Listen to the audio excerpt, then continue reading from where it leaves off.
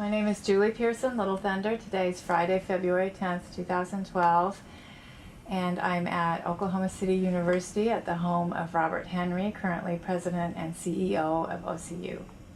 Robert, you've had a distinguished career as an attorney, as the Attorney General of the state of Oklahoma, Chief Justice of the U.S. Court of Appeals, but Native artists in Oklahoma know you as an articulate advocate for and supporter of Native art and as a collector. And that's the focus of our interview here. Thank you for taking time to speak with me today. It's my pleasure. Your father was also an attorney and a state district judge, I read, and your parents met in college. As a child, what were some of your earliest experiences with art? Well, my father loved art, and I remember one of the first pieces of Native American art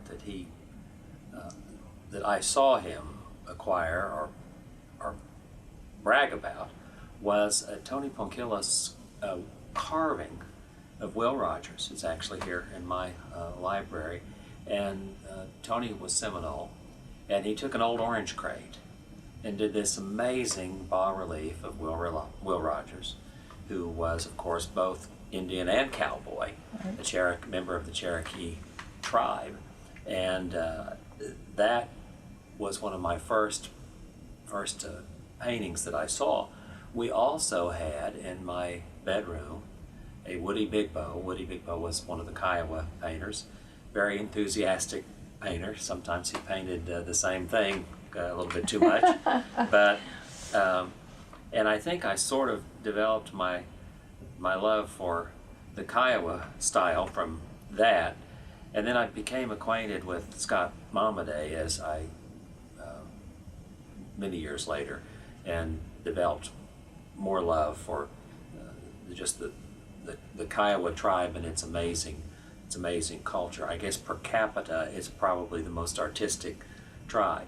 But growing up as I did around Shawnee, there were Seminole, Shawnee, Creek painters that I saw their work from early times. From early times. Were you yourself interested in drawing or painting at all? I am the most incapable artist that ever lived. People see I have a pretty extensive collection, mostly Native American, Western, some classical figures, lithographs, and they just assume that I must be able to do something artistically, and I cannot draw a stick figure in a compelling way. I am totally artistically challenged, but that's good for art because I'm no threat to anyone and I buy a lot of paintings. So you were exposed to Native art as a child. Were you exposed to the culture at all growing up in Shawnee? Not so much. A little bit from Boy Scouts and a little bit from visiting a powwow or two. But actually, it was when I was in the Oklahoma legislature. I was elected to the legislature when I was 23, and I began to study our Indian heritage more, and initially I didn't understand sovereignty and was confused by it and thought it was counterproductive, and the more I got into it, I began to understand the logic of it, the legality of it, and also the blessings that it provides. Tribal wisdom is really great wisdom. It's sort of getting the world down to its least common denominator. The great Abrahamic works of faith are all tribal. The Torah, the Quran, the Jewish scriptures and the early Christian scriptures. Now the early Christian scriptures are not so tribal, but they have the tribal wisdom of the Jewish fathers behind them. And tribal societies engage life on its simplest terms and have been able to develop some incredible wisdom. They are communitarian, they are altruistic, they're not individualistic, and we have enough individualism, I think, in America today we need a little bit more communitarianism, altruism, helping the group. So, when did you purchase your first painting by a native artist? Gosh, it would have been,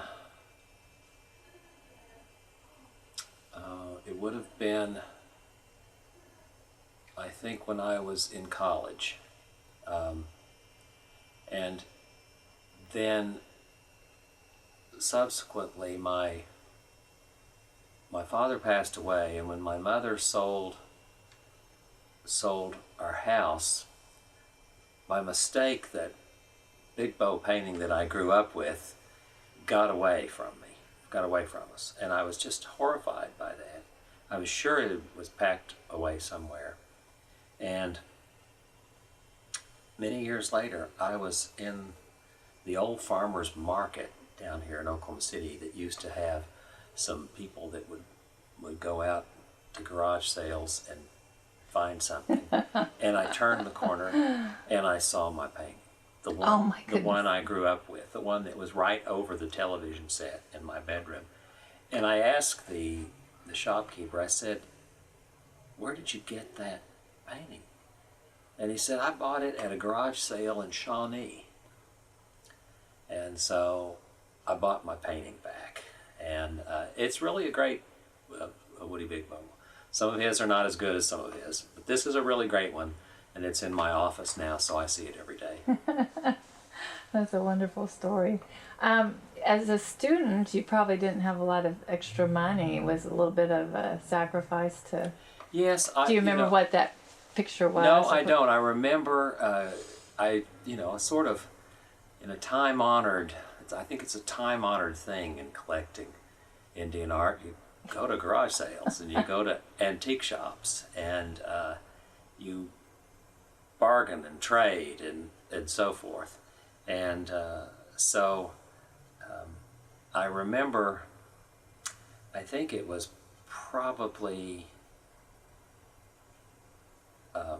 when I was Attorney General, I learned about the McKinney and Hall lithographs that are not Indian paintings, but paintings of Indians, which is a remarkable historical record. Thank God, Colonel McKinney, who liked Indians, he was fired from being Indian Commissioner by Andy Jackson because he did like Indians. You know, you can make a pretty compelling case that the Indian Commissioner ought to like Indians, but Jackson was a traitor to Indian people. Helped him all through his career, and his good friend Sam Houston was adopted in the Cherokee tribe, but Jackson was a total political opportunist, and what he did to our Indian people is tragic. It's in many senses the Indian Holocaust. The Trail of Tears was a creation of his perfidy, and it is a black spot on America. But thankfully, Colonel McKinney had Charles Bird King and others paint these great Indians, and then, even though Jackson forbade him to, he made lithographs of them, which were then hand-colored and distributed between, I think, about 1825 and 1845. And so we have these remarkable collections of what the great Indians looked like when they went to Washington, what Sequoyah, who represented the Western Cherokees, looked like when he went there. He did have that turban. He did have that colorful clothing. He did smoke a little pipe. He did have the silver medal that the Cherokees gave him for creating the syllabary.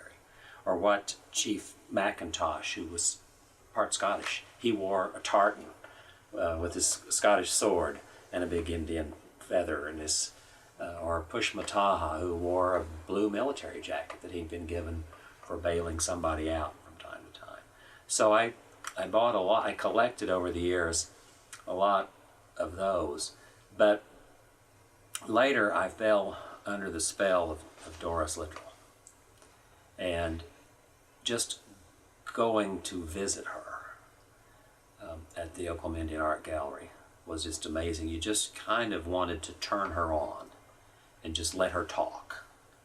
And she knows more about Indian art than anyone, I think, in history. And I bought many things from her. She would let me pay things out, and she really, really helped me. Was that the first Indian art gallery that you started sort of frequenting? Yes, I bought things from antique shops and so forth, but she was the first, and then there were a couple in Santa Fe that I worked with quite a bit, but no one knew as much as Doris, particularly about Plains Indians, but really just about everything, about basketry, about jewelry, about German silver, and those sorts of things. When you were visiting with Doris and buying a bit in Santa Fe, were you conscious of collecting particular styles of work or a particular subject matter? No, I initially started with Oklahomans, and then when we bought a little casita in Santa Fe, well, I wanted to get some of the New Mexicans, and then I found that there were these great friendships. Woody Crumbo went to Santa Fe all the time, and so Quincy Tahoma and Harrison Begay and Beaton Yaz would interact with the locals here. And of course we had the amazing School of Indian Art in Santa Fe where Ben Harjo studied and Sherman Chattelson and so many, and Jerome Tiger was there, and so there was such a milieu, and they traded with each other, and then the great Allen Hauser, who was born at Fort Sill in the shortgrass country of Oklahoma, kinsman of Geronimo, and then he relocates to Santa Fe, and I remember seeing, he started as a painter, and then I remember seeing this first marble sculpture that he did for some event, and it was just fantastic. And then all of a sudden he started sculpting, and he changed sculpting, I think. He just created a style, I think. So I eventually just I just collected the ones I really loved, and occasionally Jerome Tiger got very expensive, and I wanted a really good Jerome Tiger. It took me a long time, and I finally got one. So now there's a few of the really beginning artists that I don't have that I'd like to have. Ernest Spybuck I'd like to have. I have a wonderful Carl Sweezy, but I love those folks upon whose shoulders we stand. I'd love to have a Lois Smokey, the Kiowa 5 you always hear about. Well, there were 6, and her work is astoundingly difficult to find. Was your wife always on board with that? Sometimes it's something you have to kind of negotiate unless you're both sort of... My wife was always on board in the jewelry category. Okay. Anything involving Indian jewelry, she was all for. And I think the painters were an acquired taste with her. And I think she pretty much shares my passion now for painting. I suspect her favorite is Ben Harjo. She loves Ben Harjo, but we've just been close friends for a long time.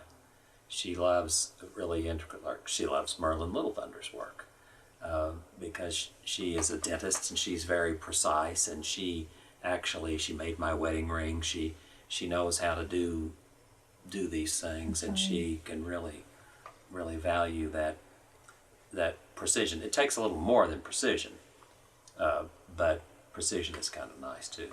Right. Do you think collecting is primarily an emotional impulse, or is it an intellectual kind of experience, or is it both? guess it's both. I mean, there are, I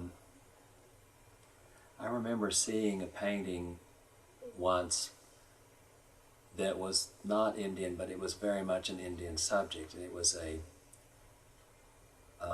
Benedictine priest in the Northeast who painted scriptural scenes in Indian, with various Indian tribes, from Indians from Guatemala, Navajos, Plains Indians. I remember he did a transfiguration with a crow and a Sioux and a Blackfoot, you know, and so it's Jesus and Elijah and Moses, but they're in these wonderful Indian. And I was looking at his work, and I turned the corner, and I saw this little Navajo boy in this painting. Very big eyes, sad eyes, beautiful Navajo features, with a little lamb over his shoulder. And it was the Good Shepherd. It was the shepherd who leaves the flock to save the lost sheep. And I just turned and saw it. And my breath just went out of me. I just sat there. And I said, Jan, come look at this. And we looked at it because it was telling a universal truth, you know, and a truth that is so much native in origin too. I mean, Indian wisdom would completely understand that, you know. And I said, I hope that painting is sold, because it doesn't matter what the price is, I've got to buy it. It was sold. I bought a copy of it, which isn't the same. But sometimes you will see a painting that does that to you. I have a Harvey Pratt painting that's very much the other way. I love Harvey's work, and I saw a painting across his booth span at Red Earth one time, and I thought that's really interesting. I'll go over and look at it. And when you get close, you just start laughing, because you begin to see that it's a series of Indian warriors who've had a very, very long ride, and they have stopped to relieve themselves. And all of them, and the horses, are doing the same thing. And you just sit there, and it has this whimsy that many great Indian painters like to do. I mean, sometimes you laugh in order to keep from crying. And I'm just sitting there chuckling, and Harvey comes over, and I said, Harvey, I love that painting. Where would you hang it?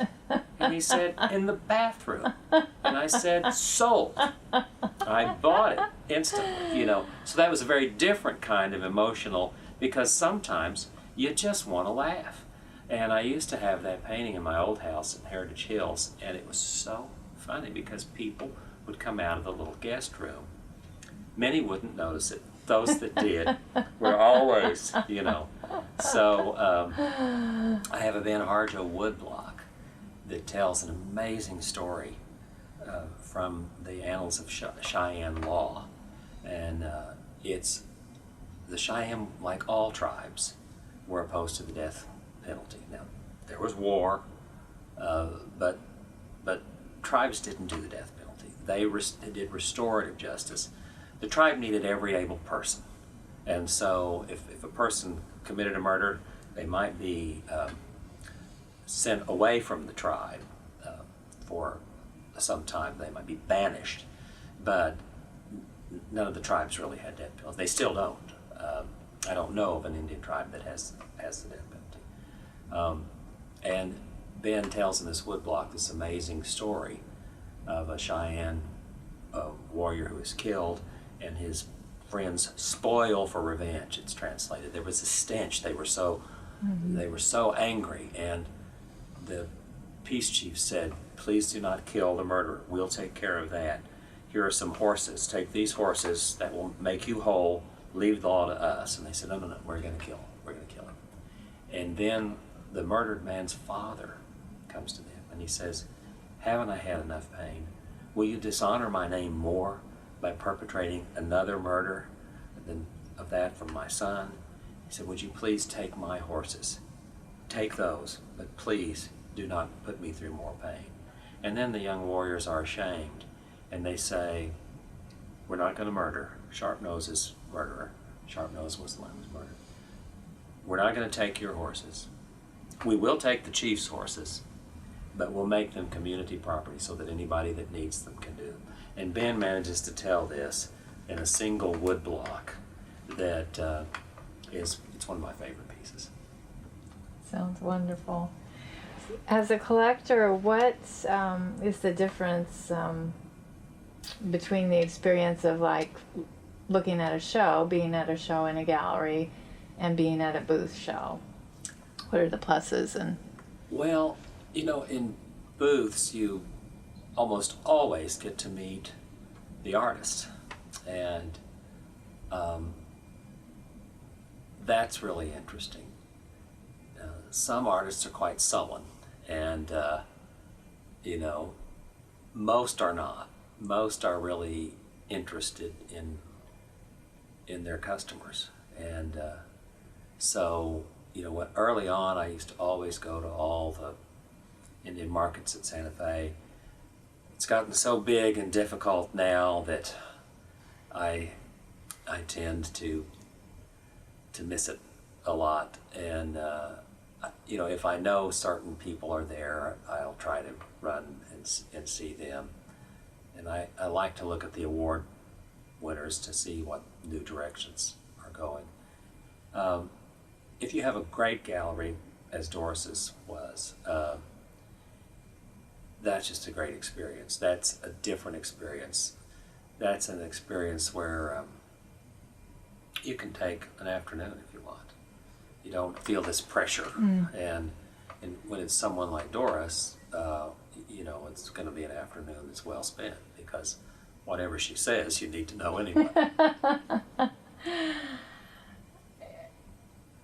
What percentage of your collection then do you think is Oklahoma based, or native artists with Oklahoma ties? I would say probably in excess of 50%. I'm not sure that it would be 2/3, but it might be 2/3. It's pretty much Oklahoma and New Mexico. I have some Canadian carving or two, and I can't remember the famous prince. The name won't come to me, but I'm always interested in how different areas of the country. But I'm pretty much stuck here because I have limited means, and you can make a more coherent collection. But I think it's so interesting that the Northwest tribes, for example, they have a geometry that is completely different from how Plains Indians see things. And the same, I think, for the Eastern tribes, not geometrical, but the art is very different. And then you see the sort of modern fusion artists that have gone new directions. And some of them, you can see that they've adopted some of the geometry of the Northwest tribes, but they still, it seems to me that one thing Indian artists always got right was color. I mean, Jacobson said that. Even though the colors were sometimes provided to them, they liked color. And so they did things with color that I think were shocking to some of the art establishment. Maybe everything was kind of impressionistic and soft, and then all of a sudden you see this flat style, and Mo Pope's reds and blues, and the other Kiowas, and the Poussoir series that the Germans loved, these brown paper, but these nice colors, and this very flat, very primitive, but but something new and something different. How important is it for you to collect? Are you collecting younger Native artists too, like in their 20s and 30s, or? I have tended to go more with the patriarchs and matriarchs. I'm very interested. Isaac Newton once said that if he saw more than anyone else, it was because he stood on the shoulders of giants. And I'm very interested in those giants that modern artists stand on their shoulders. And so many of them just really had a very tough life. You know, they had illness problems, alcoholism problems, diabetes. You know, the federal Indian policies could not have been more destructive if they'd tried. If they'd said, let's really mess Indian life up, they would have never been as effective as these nutty on again, off again policies and trying to, blend the cultures and instead of learning from the cultures. So, if you were to describe the focus kind of your collection, it's part of your interest is that getting the overarching kind of historical, right? Now I do, and cultural. I like to see the new directions. Think about literature for a minute. I prefer Scott Momaday to Sherman Alexie a lot. I mean, but Sherman Alexie is a hoot, and he's also Indian. He's very Indian. Now he takes it a new and different way, and I think he acknowledges Momaday. He acknowledges those forces that they stand. And Scott Momaday is quite capable of pushing the envelope. Every now and then he goes off in a different way, but he is primarily a storyteller. And that is what Indian art is too. I mean, it tells a story. Tribal people know how to tell stories. The Iliad is a tribal book. The Epic of Gilgamesh is a tribal book in a sense. The Torah is a tribal book. People know how to tell stories, and Indian art really excels in that. When you were Attorney General for the state of Oklahoma, did you often bring your artwork into the Capitol? Were you sort of raising, I don't know how much Native art there was at the Capitol to start with. I fell early on under the tutelage of Betty Price, and I became quite the advocate for things Indian in the Capitol. And the thing I am most proud of in my 10 years in the legislature is not a piece of Indian art, but in a sense it is. I was the moving force behind getting Angie DeBoe's portrait painted by Charles Banks Wilson, who is not Indian, but is one of the leading supporters and believers of Indian art, and has done more with his pencil and the purebloods. But Angie DeBoe is the person who spoke truth to power first. She, more than any other person I know, with very few resources, advocated for Indians, for tribal rights, and she never got a job at her alma mater, the University of Oklahoma, because she just kept naming the names of corrupt people who had abused Indians. She was made a member, an honorary member of several tribes, particularly the Muskogee Creek, really venerate her. But all tribal people should. And so I have supported and worked on art in the Capitol for a long time. My most recent project is a portrait of John Hope Franklin, who has Indian blood, the African-American historian. I have a study from Ray Kinsler here in my office and my study here at home in February the 22nd. That will be hung. So it, again, it's not by an Indian, but it is of an Indian.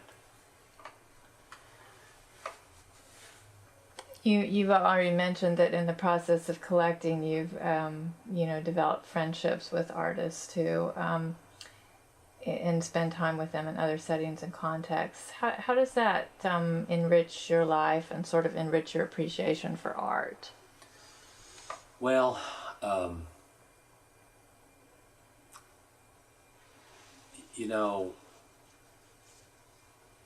Indians are different, just like everybody else. Many of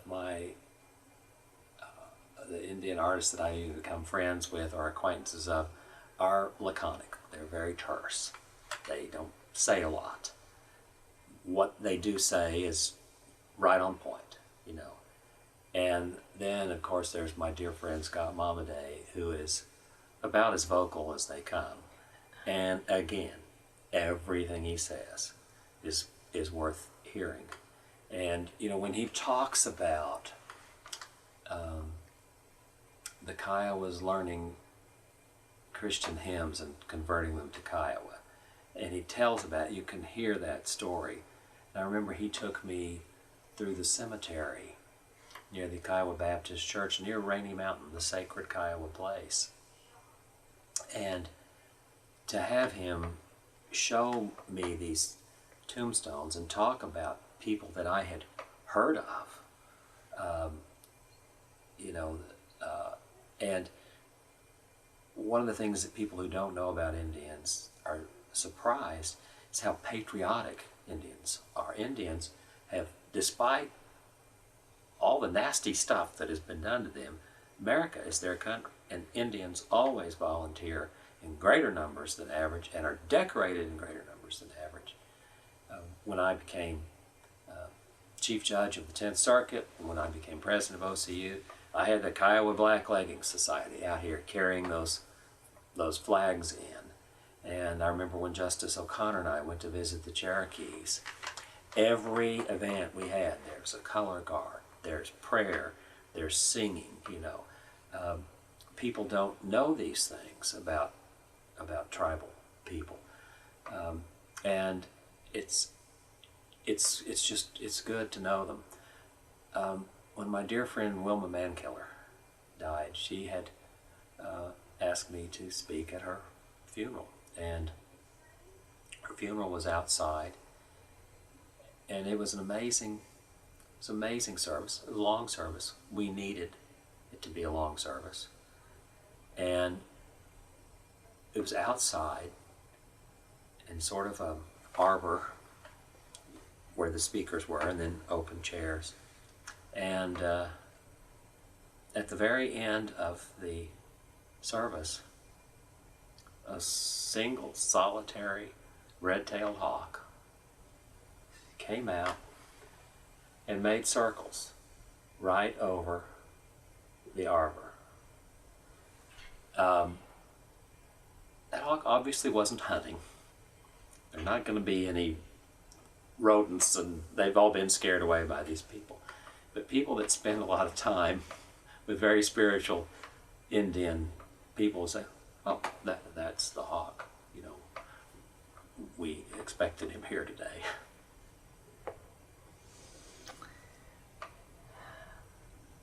You have mentioned that you acquired another residence in Santa Fe, and I'm wondering, did you take artwork from here to there, and how did you choose what you took, or did you just embark on a new collecting adventure? It's gone back and forth.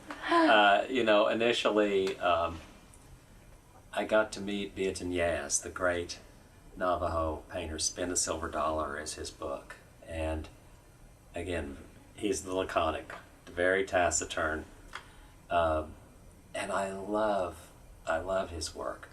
And I have a little burrow of his in the snow, and it should be in Santa Fe, where there are burrows that get in the snow. But it just is so sweet and so beautiful and so lovely that one had to come back here and stay.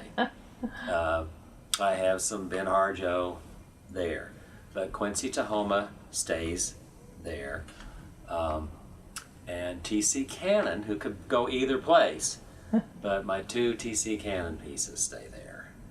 I have a Hauser here and a Hauser there, but mostly the Santa Fe pieces are New Mexican, and mostly here the pieces are Oklahoma. And you've sort of had this practice of having wonderful parties out there in Santa Fe, which the artists come to and your friends come to as well. We used to always have an Indian market party, and one of the reasons we did that is it was so much work for the artists, and and it's expensive, and so we thought, well, if we just made this huge buffet where people could come and not have to worry about trying to find a restaurant, which is all going to be full and it's all going to be expensive, we could give everybody one night where they could just come in and just have a blast. And it would be interesting because Scott Momaday would often come, and Paul Pletka would often come, and Ben Harjo would often come. You have been, and people say, "Oh, there's Pletka," and "Oh, there's Mrs. Hauser," and so people would go and talk and chat, and Gene Seth and Laurie Seth, the legendary gallery owners there, used to come, and finally life got so complicated. The last year we were just not able to do it, but it's a big project, and we found that if we did that, we couldn't go to Indian Market. So we're trying to get enough energy to start it up again. But yeah, that was. It very much felt like to the artist, a nice giving back there. Nathan Hart would come, and his Chief Hart, his father, is one of my favorite figures in Oklahoma history. What has been the best piece of advice or tip that you've ever gotten about collecting? Well, I think it's probably that you should collect what you love and not collect as an investment, and that if you see something that you really love and the price is a little bit higher than it should be, but if you really love it, just sort of go through a mental list of what you can give up for a few months to get it, and I think you should get it. I missed an Al Momaday the other day, and it was budget was a little tight that month, and I thought I could wait a couple of days and to the next month, and went back and it was gone. And so I'm really sorry about that, because really great art is something that holds its value in the sense that you love it for as long as you can see it. And there will be a time. I have over 5,000 books in my library now. I have hundreds of paintings.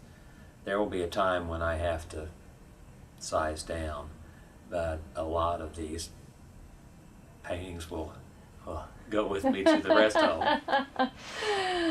So I was wondering, are there certain places that you go in the house at certain times of day where, when you have the time, when you're at home, that you just kind of to be around those particular pieces? Or we have a guest room here that we have a lot of visitors in, and it's very Native American, and I love to just go in there and sit. And the cats do too, for some reason. And also in my den, I have 3 of my very favorite paintings hung together, and I like to just go in there. I like the sculpture too, and some of my my sculpture are not by Indian artists, but they're of Indian subjects, and those are fun to be with, and people enjoy them. People come here and feel a certain warmth, and almost everything has a story, besides the story it's telling. The story Right. of acquiring it or where it came from. That's a good point. And you found a way of sharing your art. For example, I know you have some pieces at the library here, I guess, since you've been president.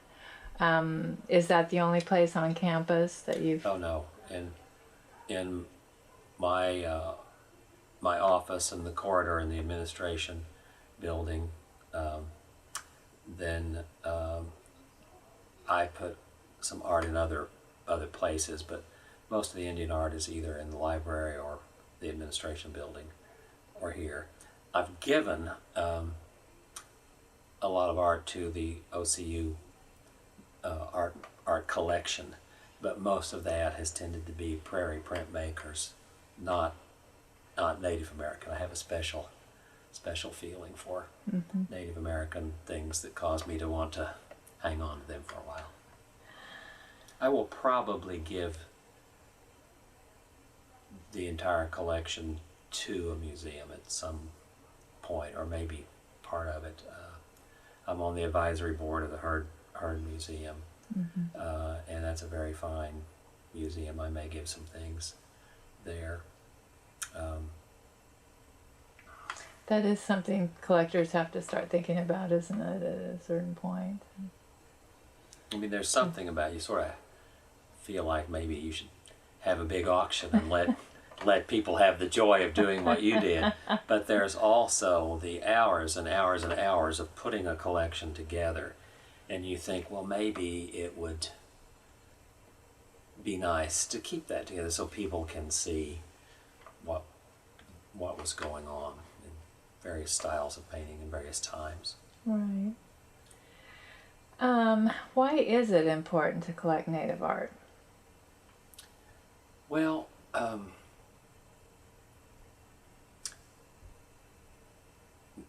don't think anything tells as much about us as does our art. So if a spaceship landed in my backyard and a little green person, probably not from Mars, but probably from somewhere much further than that, came out and we figured out a way to communicate, and he said, "What are you people like?" I don't think I'd try to say, well, here's what we do in medicine. If he's figured out how to get here, he's got a lot better medicine than we've got. Or here's what we're doing in physics. Or look at this, look at this automobile here. I mean, compare it to your spaceship. I think I'd say, well, let me show you some of the way that we express ourselves. Like this Iranian artist that we're looking at here. It's an amazing picture. You can see the influence of Islam in it. He's not totally devout because there's some animals in there. It's a different, it's an animated Islamic painting, although Islamic painting doesn't always eschew human or animalistic figures. And the same about our music. If I want to put our best foot forward, I might say, well, here's the Chopin waltz. This is what we can do when we're at our best. Or look at this Jerome Tiger painting. Look at this movement and this beauty and this story. I mean, Tiger almost always has a story, a specific story, as I said, Indian painting. I think good art, puts our best foot forward. Well, is there anything you'd like to add? Anything we've left out before we look at some examples of the things you've collected? Well, as they say, a picture is worth 1,000 words. I think a painting might be worth 10,000 words. Could we look at 3 or 4 paintings? Yes, let's take a look. Okay, would you like to tell us about this picture? Well, I thought we'd do about 3/4 of a century of Indian art quickly. This is Stephen Mopo with the Kiowa flute. And, you know, we talked about his color. Look at the beautiful colors. Look at that blue. It happens to be almost OCU blue on the teepee and the yuccas and the beautiful tones. You can almost hear that flute. But this is the flat style. This is the beginning of Indian art. Very flat, very primitive, and yet just dynamic with color and telling the story. Those of us who've heard those cedar flutes can hear that music. That's really nice. Okay, and how about this piece? Well, we're sticking with the Kiowa tribe here, but this is a little bit later. This is Al Momaday, Scott Momaday's father, a wonderful Kiowa artist. And here are either Kiowas or Apaches, and you see a little more movement, a little more perhaps style. Beautiful colors, but again, it's not so much color here as it is this wonderful scouting party. I think Al Momaday is moving a little bit in a different way. You can see the influence of the flat style, but it's not purely flat. Right, and some of that southwestern influence in the... Exactly. And how about this piece? This is Jerome Tiger. And again, you see we're not flat anymore. There's movement in this picture. The buffalo is charging, the bison is charging, the hunter is in his quiver. There is one arrow left. So the last arrow tells all. And this is, there's been 3 arrows that hit, 1 arrow that misfired, and we have 1 chance to save our life. But it's, you know, Tiger, people are so passionate about Jerome Tiger, and this painting, I think, shows why. Yeah, that's wonderful. The great Allen Hauser, kinsman of Geronimo, Apache, and here is a woman grinding corn. Beautiful, simple, but people that know his work see it and immediately know that that is Allen Hauser. And alas, he's so expensive. I only have a couple of small pieces of his, but just one of Oklahoma's greatest ambassadors of art. Yeah, just a great all-around sculptor, isn't it? And finally, just to show we're going different places and new places. This is Ben Harjo, the Indian Picasso he's sometimes called. The flow of creation. And maybe this is Mother Earth, but you see, again, very Indian styles. This maybe Kachina and the birds and the crosses, which are used in universal ways, the mountain symbol. But also there's geometry and color coming back. So it's very Indian, and yet it's very new and different, and just a piece that evokes a lot of feeling in my wife and me. See why. And this is a Harjo woodblock that I referenced earlier, telling a Cheyenne story from the Cheyenne Way, a remarkable collection of Cheyenne stories about law and jurisprudence. And here are the 2 braves that are spoiling for revenge. They want to kill the person who killed their friend. The peace chiefs have said, please take our horses and don't violate tribal law. We'll handle that in the council. And the braves won't do it. But when the father of the deceased Indian comes to beg them, please do not add insult to injury. Please don't kill another member of our tribe. Take my horses and let the peace chiefs handle this. This story is told in this wonderful woodblock. I'm glad we got to see that. Well, thank you so much for You're your time welcome. today.